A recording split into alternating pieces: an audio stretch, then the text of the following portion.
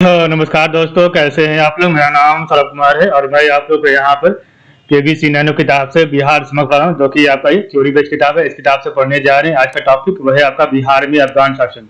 ठीक है, तो बिहार में अफगान शासन के बारे में पढ़ते हैं। तो ये हमारा जो है मध्यकालीन बिहार का ये पार्ट है। ठीक है, तो नुहानियों का सत्ता के पतन के बाद साथ ही बिहार में अफगानों के नए नेता के रूप में शेर शाह का उदय हुआ। तो नुहानियों का सत्ता के पतन के साथ ही बिहार में अफगानों के नए नेता के रूप में शेर शाह का उदय हुआ। शेर शाह का जन्म जो है आपका 1472 ईस्वी में बैजवाड़ा होशियारपुर नामक स्थान में एक अफगानी महिला के गर्भ से हुआ था। शेर शाह के पूर्वज आरंभ में अफगानिस्तान के राहरी ग्राम में रहते थे। फरीद खान उर्फ शेर शाह बिहार में सासाराम के जागीरदार हसन खान सूर का पुत्र था। तो फरीद खान उर्फ शेर शाह बिहार में सासाराम के जागीरदार हसन खान सूर का पुत्र था। सल्तनत कालीन शासक बहलोल लोदी के काल में शेर खान के पितामह इब्राहिम खान भारत आया था। तो सल्तनत कालीन शासक बहलोल लोदी के काल में शेर खान के पितामह जो आपका इब्राहिम खान भारत आया था। जौनपुर में अपनी शिक्षा दीक्षा समाप्त करने के बाद फरीद सासाराम में अपने पिता की जागीर का प्रबंध करने लगा। शेर शाह के बचपन का नाम फरीद खान था। तो शेर शाह के बचपन का नाम फरीद खान था। फरीद खान ने अपने बचपन में एक शेर को तलवार के एक वार से मार डाला था, जिससे बिहार में अफगान शासक सुल्तान मोहम्मद बहार खान लोहानी ने प्रसन्न होकर इसे शेर खान की उपाधि प्रदान की थी। तो शेर शाह के बचपन का नाम फरीद खान था और फरीद खान ने बचपन में एक शेर को तलवार के एक वार से मार डाला था, जिससे बिहार में अफगान शासक सुल्तान मोहम्मद बहार खान लोहानी ने प्रसन्न होकर उसे शेर खान की उपाधि प्रदान की थी। शेर खान चंदेरी के युद्ध में मुगलों की ओर से लड़ा था। तो शेर खान चंदेरी के युद्ध में मुगलों की ओर से लड़ा था। उसी समय उसने कहा था कि यदि भाग्य ने मेरी सहायता की तो मैं सरलता से मुगलों को एक दिन भारत से खदेड़ दूंगा। 1529 में बंगाल के शासक नुसरत शाह को पराजित करने के उपरांत शेर खान ने हजरत आला की उपाधि धारण की थी। तो 1529 में बंगाल के शासक नुसरत शाह को पराजित करने के उपरांत जो है शेर खान ने हजरत आला की उपाधि ग्रहण की थी। शेर शाह से संबंधित महत्वपूर्ण जानकारी। तो शेर शाह का जन्म 1472 ईस्वी में हुआ। बचपन का नाम फरीद खान था। पिता हसन खान सासाराम के जागीरदार थे। पितामह इब्राहिम खान बहलोल लोदी के काल में भारत आया था। अफगान शासक मोहम्मद खान बुहार खान लोहानी ने इसे शेर खान की उपाधि दी थी। चौसा युद्ध के बाद उसने शेर शाह की उपाधि धारण की थी। पाटलिपुत्र को पटना नाम से पुनर्स्थापित किया और दिल्ली का किला एक उन्होंने नामक मस्जिद बनवाया था। ठीक है, तो शेर शाह से संबंधित महत्वपूर्ण जानकारी क्या है। तो शेर शाह का जन्म 1472 में हुआ था। बचपन का नाम फरीद खान था। पिता हसन खान सासाराम का जागीरदार था। पितामह इब्राहिम खान बहलोल लोदी के काल में भारत आया था। तो पितामह इब्राहिम खान बहलोल लोदी के काल में भारत आया था। अफगान शासक मोहम्मद बहार खान लोहानी ने इसे शेर खान की उपाधि दी थी। ठीक है, और चौसा युद्ध के बाद इसने शेर शाह की उपाधि धारण की थी और पाटलिपुत्र को पटना नाम से पुनर्स्थापित किया और दिल्ली का किला एक नामक मस्जिद बनवाया था। ठीक है, दिल्ली का किला एक नामक मस्जिद बनवाया था। जैसे आप कहते हैं दहौरिया का युद्ध, जो कि आपका 1532 में हुआ था। दहौरिया का युद्ध, तो दहौरिया के युद्ध में शेर खान ने मोहम्मद लोदी का साथ दिया था, परंतु वह कोई महत्वपूर्ण योगदान नहीं था। ठीक है, तो दहौरिया के युद्ध में शेर खान ने मोहम्मद लोदी का साथ दिया था, परंतु वह कोई महत्वपूर्ण योगदान नहीं था। 1534 में सूरजगढ़ की लड़ाई में शेर शाह ने बंगाल की सेना को पराजित कर पूर्वी भारत में अपनी स्थिति सुदृढ़ की। तो 1534 में सूरजगढ़ की लड़ाई में शेर शाह ने बंगाल की सेना को पराजित कर पूर्वी भारत में अपनी स्थिति सुदृढ़ की। 1537-38 में शेर खान ने बंगाल पर अधिकार कर लिया और 1539 में चौसा के युद्ध में हुमायूं को पराजित करने के बाद शेर शाह की उपाधि धारण की तथा अपने नाम का खुतबा पढ़वाया तथा सिक्का चलवाया। तो 1537-38 में शेर खान ने जो है बंगाल पर अधिकार कर लिया और 1539 में चौसा के युद्ध में हुमायूं को पराजित करने के बाद शेर शाह की उपाधि धारण की और तथा अपने नाम का खुतबा पढ़ाया तथा सिक्का चलवाया था। ठीक है, नेक्स्ट आपका है शेर शाह ने 1540 ईस्वी में हुमायूं को कन्नौज बिलग्राम के युद्ध में हराकर दिल्ली का सिंहासन प्राप्त किया। तो शेर शाह ने 1540 ईस्वी में हुमायूं को जो है कन्नौज बिलग्राम के युद्ध में या कन्नौज के युद्ध में पराजित कर दिल्ली का सिंहासन प्राप्त किया और 10 जून 1540 को आगरा में शेर शाह का विधिवत राज्याभिषेक हुआ। तो 10 जून 1540 को आगरा में शेर शाह का विधिवत राज्याभिषेक हुआ। शेर शाह ने 1542 ईस्वी में मालवा पर आक्रमण कर उस पर अधिकार कर लिया। ठीक है, शेर शाह ने 1542 ईस्वी में मालवा पर आक्रमण कर उस पर अधिकार कर लिया। मालवा से लौटने के क्रम में उसने रणथंभौर पर भी अधिकार कर लिया। तो मालवा से लौटने के क्रम में उसने रणथंभौर पर भी अधिकार कर लिया 1543 ईस्वी में शेर शाह ने रायसीन पर आक्रमण कर वहां के राजपूत शासक पूरनमल को विश्वासघात करके मार डाला। इस आक्रमण के दौरान अस्थियों ने जौहर किया था। तो 1543 ईस्वी में शेर शाह ने रायसीन पर आक्रमण कर वहां के राजपूत शासक पूरनमल को विश्वासघात करके मार डाला। इस आक्रमण के दौरान अस्थियों ने जौहर किया। 1544 ईस्वी में शेर शाह ने मारवाड़ के शासक मालदेव पर आक्रमण किया। तो 1544 ईस्वी में शेर शाह ने मारवाड़ के शासक मालदेव पर आक्रमण किया। इस युद्ध में राजपूत सरदार जयंता और कुप्पा ने अत्यंत वीरता का प्रदर्शन किया। तो इस युद्ध में राजपूत सरदार जयंता और कुप्पा ने अत्यंत वीरता का प्रदर्शन किया। शेर शाह ने मारवाड़ युद्ध के दौरान कहा था कि मैं मुट्ठी भर बाजरे के लिए लगभग हिंदुस्तान का साम्राज्य खो चुका था। तो शेर शाह ने मारवाड़ युद्ध के दौरान ही कहा था कि मैं मुट्ठी भर बाजरे के लिए लगभग हिंदुस्तान का साम्राज्य खो चुका था। 1545 ईस्वी में शेर शाह ने कालिंजार पर अपना अंतिम आक्रमण किया, जिसका शासक कीरत सिंह था। तो 1545 ईस्वी में शेर शाह ने कालिंजार पर अपना आक्रमण किया, जिसका शासक कीरत सिंह था। ठीक है।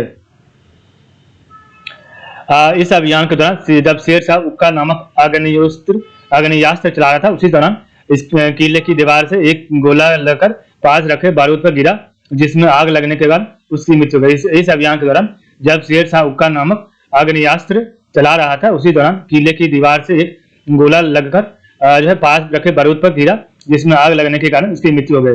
अब्दुल्ला द्वारा रचित तारीख दाऊदी के अनुसार शेर शाह ने अपने शासनकाल में पटना में एक दुर्ग का निर्माण कराया तथा इस नगर को पुनः बिहार की राजधानी बनाया। उत्तर पश्चिमी प्रांत में मुगलों की सक्रियता को रोकने के उद्देश्य से शेर शाह ने सिंध पर जो है रोहतासगढ़ नामक किले का निर्माण कराया। तो उत्तर पश्चिम प्रांत में मुगलों की सक्रियता को रोकने के उद्देश्य से शेर शाह ने सिंध में रोहतासगढ़ नामक किले का निर्माण कराया। ठीक है।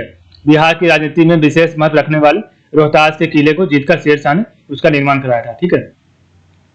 शेर शाह ने अपने शासनकाल में प्रत्येक 1 कोस की दूरी पर एक सराय का निर्माण कराया। तो शेर शाह ने अपने शासनकाल में प्रत्येक 1 कोस की दूरी पर एक सराय का निर्माण कराया, जबकि उसके उत्तराधिकारी इस्लाम शाह ने प्रत्येक कोस के बीच एक अतिरिक्त सराय का निर्माण कराया, जिससे पत्थरों की वितरण प्रणाली में सुधार हुआ। प्रत्येक सराय में एक पारसी, फारसी और एक हिंदी के ज्ञाता की नियुक्ति अनुवादक के रूप में की गई, जिसे कारकुन कहा जाता था। तो प्रत्येक सरायों में एक फारसी और एक हिंदी की ज्ञाता की नियुक्ति अनुवादक के रूप में की गई, जिसे कारकुन कहा जाता था। शेर शाह के काल में इमारतों पर लिखने के क्रम में फारसी एवं संस्कृत का प्रयोग किया जाता था। तो शेर शाह के काल में इमारतों पर लिखने के क्रम में फारसी एवं संस्कृत भाषा का प्रयोग किया जाता था। सासाराम रोहतास स्थित इंडो इस्लामिक स्थापत्य कला के सुंदरतम नमूने शेर शाह का मकबरा का निर्माण स्वयं शेर शाह सूरी ने अपने जीवन काल में शुरू कराया था, लेकिन इसे इस्लाम शाह ने पूरा कराया। तो सासाराम रोहतास स्थित इंडो इस्लामिक स्थापत्य कला के सुंदरतम नमूने शेर शाह का मकबरा का निर्माण स्वयं शेर शाह सूरी ने अपने जीवन काल में शुरू कराया था, लेकिन इसे इस्लाम शाह ने पूरा कराया था। ठीक है। शेर शाह सूरी का मकबरा इंडो इस्लामी कला का एक उदाहरण है। तो शेर शाह का मकबरा इंडो इस्लामी कला का एक उदाहरण है। इसकी रूपरेखा वास्तुकार मीर मोहम्मद अलीवाल खान द्वारा बनाई गई है। इसकी रूपरेखा वास्तुकार मीर मोहम्मद अलीवाल खान द्वारा बनाई गई है और इसका निर्माण 1540 और 1545 के बीच किया गया। यह लाल बलुआ पत्थर मकबरा 122 फीट ऊंचा जो एक कृत्रिम झील में खड़ा है। यह लगभग वर्गाकार आकृति का है, जिसे भारत के दूसरे ताजमहल के नाम से जाना जाता है। ठीक है। पटना शहर में शेर शाह के द्वारा बनवाई गई एक मस्जिद का प्रमाण मिलता है। तो पटना शहर में शेर शाह के द्वारा बनवाई गई एक मस्जिद का प्रमाण मिलता है। सासाराम से 20 मील दक्षिण पश्चिम में किले नुमा महल। तो सासाराम से 20 मील दक्षिण पश्चिम में किले नुमा महल शेरगढ़ का प्रमाण मिलता है, जो शेर शाह के शासनकाल में निर्मित हुआ। शेर शाह ने अपने सैन्य प्रशासन को बेहतर बनाने के उद्देश्य से उन्होंने अनेक किलों का निर्माण अथवा पुनरुद्धार करवाया, जिसमें युद्ध में चित्तौड़, ग्वालियर, चिनार एवं बिहार में रोहतास का किला सबसे प्रमुख है। तो सासाराम से 20 मील दक्षिण पश्चिम में किले नुमा महल शेरगढ़ का प्रमाण मिलता है, जो शेर शाह के शासनकाल में निर्मित हुआ। शेर शाह ने अपने सैन्य प्रशासन को बेहतर बनाने के उद्देश्य से अनेक किलों का निर्माण अथवा पुनरुद्धार करवाया। इसमें चित्तौड़, ग्वालियर, चुनार एवं बिहार में रोहतास का किला सबसे प्रमुख है। आपका नोट यहाँ दिया। तो 16वीं शताब्दी में शेर शाह सूरी ने प्राचीन काल में उत्तरापथ के नाम से चर्चित सड़क मार्ग का पुनर्निर्माण करवाया था, जो शाह-ए-आजम, सड़क-ए-आजम और बादशाही सड़क के नाम से प्रसिद्ध हुआ। तो 16वीं शताब्दी में शेर शाह सूरी ने प्राचीन काल में उत्तरापथ के नाम से चर्चित मार्ग का पुनर्निर्माण करवाया, जो शाह-ए-आजम, सड़क-ए-आजम और बादशाही सड़क के नाम से प्रसिद्ध हुआ। तो ब्रिटिश शासन द्वारा 17वीं शताब्दी में इस सड़क का नाम बदलकर ग्रैंड ट्रंक रोड कर दिया गया। और इस प्राचीन माल के पुरातात्विक अवशेष बिहार में बारून व टेहरी स्थित सोन नदी में लगभग 4 किलोमीटर लंबे चूना, सुर्खी व पत्थर के टुकड़े से निर्मित एक मजबूत सेतु मार्ग के रूप में मिलते हैं। ठीक है, तो आपका जो है ब्रिटिश शासन द्वारा 17वीं शताब्दी में इस सड़क का नाम बदलकर ग्रैंड ट्रंक कर दिया गया। और इस प्राचीन मार्ग के पुरातात्विक अवशेष बिहार में बारून व टेहरी स्थित सोन नदी में लगभग 4 किलोमीटर लंबे चूना, सुर्खी का पत्थर के टुकड़े से निर्मित एक मजबूत सेतु मार्ग के रूप में मिले हैं। इसकी खोज वर्ष 2016-17 में भारतीय पुरातत्व संगठन के शंकर शर्मा ने की और इस खोज को भारतीय पुरातत्व दृष्टि से काफी महत्वपूर्ण साक्ष्य माना गया है। ठीक है, आपका यहाँ पे एक बॉक्स था जो छूट रहा था, तो शेर कालीन युद्ध, तो शेर शाह के द्वारा जो है जो युद्ध जो लड़ा गया था उसके बारे में पढ़ते हैं। तो दोहरिया का युद्ध जो है शेर शाह के द्वारा 1532 में लड़ा गया, तो दोहरिया का युद्ध 1532 में लड़ा गया।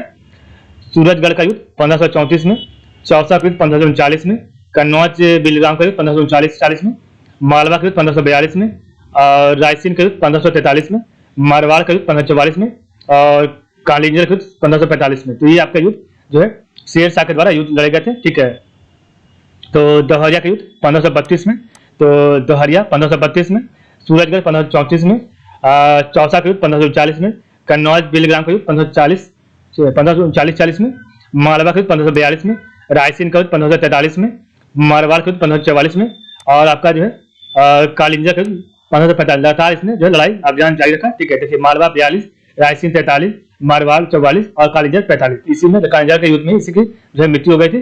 ठीक है, तो मालवा 42 हो गया और आपका जो है रायसीन 43 हो गया, मारवाड़ आपका 44 हो गया और आपका कालिंजर 45 हो गया। ठीक है, तो ये आपका शेर शाह कालीन युद्ध था। ठीक है, तो अब हम नीचे पढ़ेंगे। तो आपका स्मरणीय तथ्य एक नजर में पढ़ते हैं, तो आपका जो है स्मरणीय तथ्य उसके बारे में पढ़ते हैं। तो शेर शाह ने बंगाल के सूबेदार खिजर खां के विरोध में को दबाया था। तो शेर शाह ने जो है बंगाल के सूबेदार खिजर खां के विद्रोह को दबाया था। ठीक है, शेर शाह का सम्राट 47 प्रांतों में बांटा गया था। तो शेर शाह का सम्राट 47 प्रांतों में बांटा था। भूमि को सही ढंग से माप कर लगान का निर्धारण करना शेर शाह का सबसे बड़ा कार्य माना जाता है और इसे भू राजस्व प्रणाली को जब्ती प्रणाली कहा जाता है। बाद में इसी प्रणाली में कुछ परिवर्तन कर अकबर द्वारा अपनाया गया। तो भूमि को सही ढंग से माप कर लगान का निर्धारण करना शेर शाह का सबसे बड़ा कार्य माना जाता है और इस भू राजस्व प्रणाली को जब्ती प्रणाली कहा जाता है। बाद में इसी प्रणाली में कुछ परिवर्तन कर अकबर द्वारा अपनाया गया था। ठीक है, शेर शाह ने टोडरमल की जब्ती प्रणाली को भू राजस्व वसूली हेतु अपनाया था, अतः शेर शाह को ही जब्ती प्रणाली का जन्मदाता माना जाता है। तो शेर शाह ने जो है टोडरमल की जब्ती प्रणाली को भू राजस्व वसूली हेतु अपनाया था, अतः शेर शाह को जो है जब्ती प्रणाली का जन्मदाता कहा जाता है। शेर शाह ने 178 ग्रेन के चांदी का रुपया और 380 ग्रेन का तांबे का दाम नामक सिक्का चलाया। तो शेर शाह ने 178 ग्रेन के चांदी का रुपया और 380 ग्रेन का तांबे का दाम सिक्का चलाया था। ठीक है, शेर शाह ने हुमायूं द्वारा निर्मित दिन पनाह को तोड़कर दिल्ली में पुराने किले का निर्माण करवाया। इसी किले के अंदर किला ए कूना नामक मस्जिद का निर्माण भी शेर शाह द्वारा करवाया था। तो शेर शाह ने हुमायूं द्वारा निर्मित दिन पनाह को तोड़कर दिल्ली में पुराने किले का निर्माण करवाया और इसी किले के अंदर किला ए कूना नामक मस्जिद का निर्माण भी शेर शाह द्वारा करवाया गया। ठीक है, 1541 ईस्वी में शेर शाह ने पाटलिपुत्र को पटना के नाम से पुनः स्थापित किया और पटना में दुर्ग का निर्माण कर इस नगर को पुनः बिहार की राजधानी बनाया। तो 1541 में जो है शेर शाह ने पाटलिपुत्र को पटना के नाम से पुनः स्थापित किया और पटना में दुर्ग का निर्माण कर इस नगर को पुनः बिहार की राजधानी बनाया। शेर शाह की मृत्यु के बाद इसका बेटा इस्लाम शाह दिल्ली की गद्दी पर बैठा और 1555 ईस्वी में इस्लाम शाह की मृत्यु के बाद अफगानों को पूरी तरह हराकर हुमायूं पुनः दिल्ली का शासक बना। ठीक है, तो शेर शाह की मृत्यु के बाद इसका बेटा इस्लाम शाह दिल्ली की गद्दी पर बैठा और 1555 में इस्लाम शाह की मृत्यु के बाद जो है अफगानों की बुरी तरह हराकर हुमायूं पुनः दिल्ली की शासक बनाता है। ठीक है, नेक्स्ट हम लोग जो है कल पढ़ेंगे आपका बिहार में सूफी संत। ठीक है, तो बिहार में सूफी संत इसी में पढ़ लेते हैं। ठीक है, फिर आपका कल जो वीडियो होगा वो आपका बिहार में मुगल काल होगा। ठीक है, तो आज हम इसका जो है बिहार में सूफी संत इसी वीडियो में पढ़ेंगे। तो बिहार में तुर्क सत्ता की स्थापना के पूर्व सूफियों का प्रादुर्भाव हो चुका था। बिहार में तुर्क सत्ता की स्थापना के पूर्व सूफियों का प्रादुर्भाव हो चुका था। सूफी परंपरा में हिंदू धर्म और संगीत के अंश पाए जाते। तो सूफी परंपरा में हिंदू धर्म और संगीत के अंश पाए जाते। बिहार में सबसे पहले चिश्ती सिलसिले के सूफी आए थे। तो बिहार में सबसे पहले चिश्ती सिलसिले के सूफी आए थे। मनेर में आकर बसने वाले तो मनेर में आकर बसने वाले इमाम ताज फकीर बिहार के सर्वप्रथम महत्वपूर्ण संत थे। तो मनेर में आकर बसने वाले इमाम ताज फकीर बिहार के सर्वप्रथम महत्वपूर्ण संत। उनके अलावा पटना के नजदीक पीर साहबुद्दीन जगजोत, हाजीपुर के सैयद इब्राहिम चिश्ती एवं दक्षिण बिहार में शेख अली भी उल्लेखनीय है। तो इसके अलावा पटना के नजदीक पीर साहबुद्दीन जगजोत, हाजीपुर के सैयद इब्राहिम चिश्ती एवं दक्षिण बिहार में शेख अली भी उल्लेखनीय है। बिहार में चिश्ती, कादरी, सुहरवार्दी, मदारी एवं फिरदौसी आदि सिलसिलों के संत सक्रिय रहे। तो बिहार में चिश्ती, सुहरवार्दी, मदारी एवं फिरदौसी आदि सिलसिलों के संत सक्रिय रहे। बिहार में सबसे अधिक लोकप्रियता, तो बिहार में सबसे अधिक लोकप्रियता फिरदौसी सिलसिले को मिली और इसके सर्वश्रेष्ठ प्रतिनिधि संत मखदूम शरफुद्दीन याहया मनेरी थे। इनका जन्म मनेर में 1290 में हुआ था। तो बिहार में सबसे अधिक लोकप्रियता फिरदौसी सिलसिले को मिली, ठीक है, और इसके सर्वश्रेष्ठ प्रतिनिधि संत मखदूम शरफुद्दीन याहया मनेरी थे। इनका जन्म मनेर में 1290 में हुआ था। मनेर एवं सुनारगांव, तो मनेर एवं सुनारगांव बांग्लादेश तक यात्रा कर एवं ज्ञान प्राप्त करने के बाद वे राजगीर एवं बिहार शरीफ में साधना की और धर्म के प्रचार प्रसार में लीन रहे, ठीक है। तो मनेर एवं सुनारगांव बांग्लादेश तक यात्रा कर एवं ज्ञान प्राप्त करने के बाद वे राजगीर एवं बिहार शरीफ में साधना की और धर्म के प्रचार प्रसार में लीन रहे, ठीक है। इन्होंने दलित और पीड़ित वर्गों को सांत्वना एवं राहत देने का कार्य किया तथा धार्मिक उदारता एवं सहिष्णुता और सद्भाव का उपदेश दिया, ठीक है।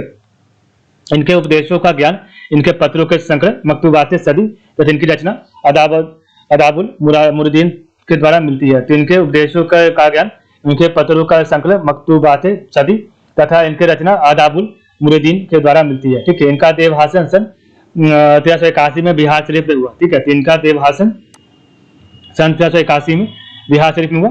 दरियापंथी संप्रदाय के, तो दरियापंथी संप्रदाय के संस्थापक संत कबीर दरिया साहिब का जन्म एक मुसलमान दर्जी परिवार में दिनारा रोहतास जिला के निकट धरकंठा गांव में हुआ था। तो दरियापंथी संप्रदाय के संस्थापक संत कबीर दरिया साहिब का जन्म एक मुसलमान दर्जी परिवार में दिनारा रोहतास जिला के निकट धरकंठा गांव में हुआ था, ठीक है। तो इस प्रकार हमने पढ़ा आज का वीडियो। तो आज के लिए बस इतना ही। कल हम पढ़ेंगे आपका जो है मुगल काल में भी है। तो आप लोग का बहुत बहुत धन्यवाद, ठीक है।